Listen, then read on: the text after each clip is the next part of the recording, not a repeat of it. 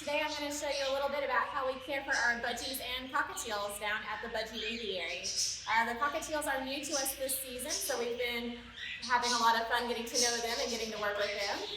Our cockatiels actually nested for the first time just a couple months ago. We had a couple of chicks. One had a slight injury when it fledged out of a nest for the first time. So he's here in our little budgie hospital cage getting some intensive care, and he also has a companion bird in there with him just to make sure he has some company and they do really well together in a great environment. So since these guys are still fledglings, they are typically still getting a little bit of care from their parents and a little support. So just to make sure they are keeping good weight and health, I am still hand feeding these two a little bit every day. So I'll show you how I do that in just a second. First I'm going to get their food ready for them.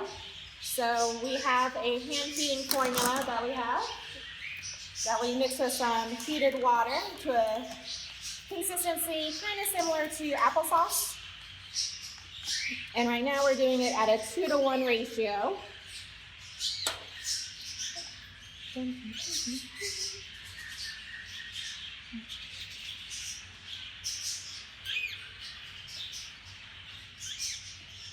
And we also have a pretty nifty thermometer gun down here because it's really important to get their feed to the right temperature. If it's over 120 degrees, you risk burning their crop. But if it's lower than that, then you risk the crop being too cold and it affecting their digestive rate. So you have to be really precise with the temperature and how you prepare their food.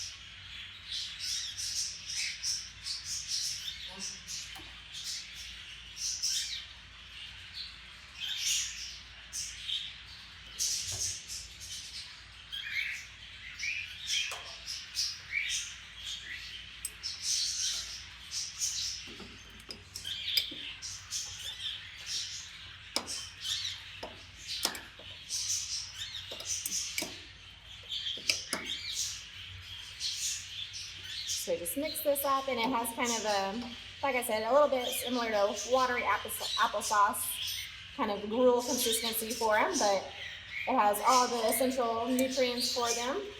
But again, this is just supplemental feeding because they're also learning to feed themselves right now.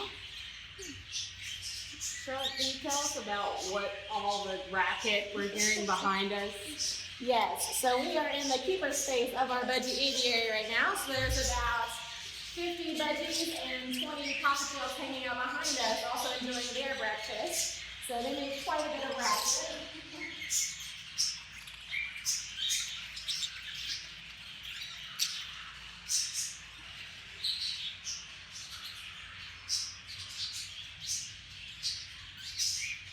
Alright, so I've got a syringe filled. And I just want to make sure to try to get the air out, so when I'm feeding him, it'll be a nice solid stream of food, and we won't have air bubbles. And also, this helps me check to make sure the consistency is good, and it'll easily flow through the syringe tip, and I won't have any clots or anything like that. So now we have our food and syringe prepared. The syringe we use, you can see it has a little bit of a curved tip. That makes it really easy for us to get it down into the chick's mouth to make sure that they are adequately feeding. Chicks, typically when they eat from their parents, the parents regurgitate the food into their mouth. So this helps make sure that we're getting it in there nice and well, and that it's going in there and they're not just gonna spill it all over themselves. Because as you'll see, they're pretty messy eaters, even with everything we can do to help them. It's kind of like us. Yes. Right? Feeding our kids at home. Oh yes. Yeah. Okay. And what's this for? So I have a scale here just because we want to be able to monitor their weight, make sure they're gaining a little bit of weight every day. So he'll be at his lowest weight of the day right now because he hasn't eaten since last night, unless he's hopefully been eating his food on his own. So I'll monitor him before I feed him and then after, and he usually gains about 10 grams every feeding, which is a lot.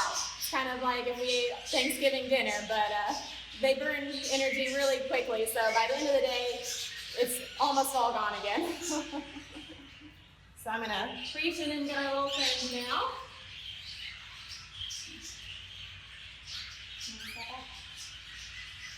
Good there.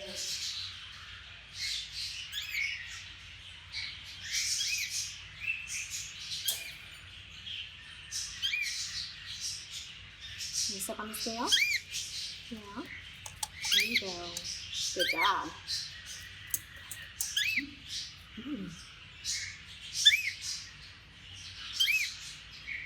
And you'll see as I start feeding, he'll start giving me this feeding response and begging for the food.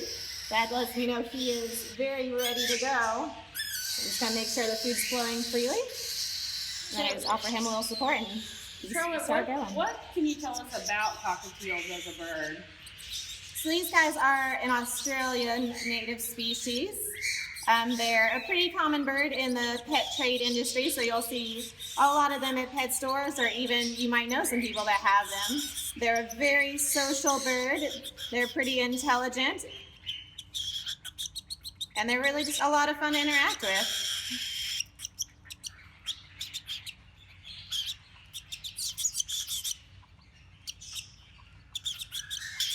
This is the time of year you'll see a lot of birds building their nests.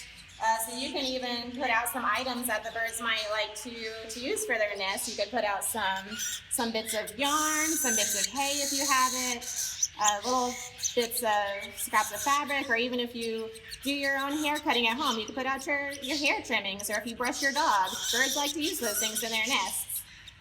So you keep an eye out. You might notice a lot of birds coming down and feeding or making nests in your backyard. It's a lot of fun to try to identify our native species. And maybe in a few weeks, you'll start to see them feeding their chicks, or you might even notice some fledglings on the ground. Sometimes it's really tempting if you see a bird on the ground to want to help it. So if you see a young-looking bird on the ground, it's important to take note of, does it have feathers? If it does, it's probably okay to be out of the nest. It means its parents are probably still feeding it and caring for it.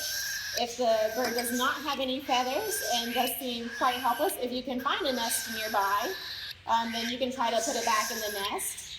Or if you cannot find a nest, you can always contact a local wildlife rehabilitator.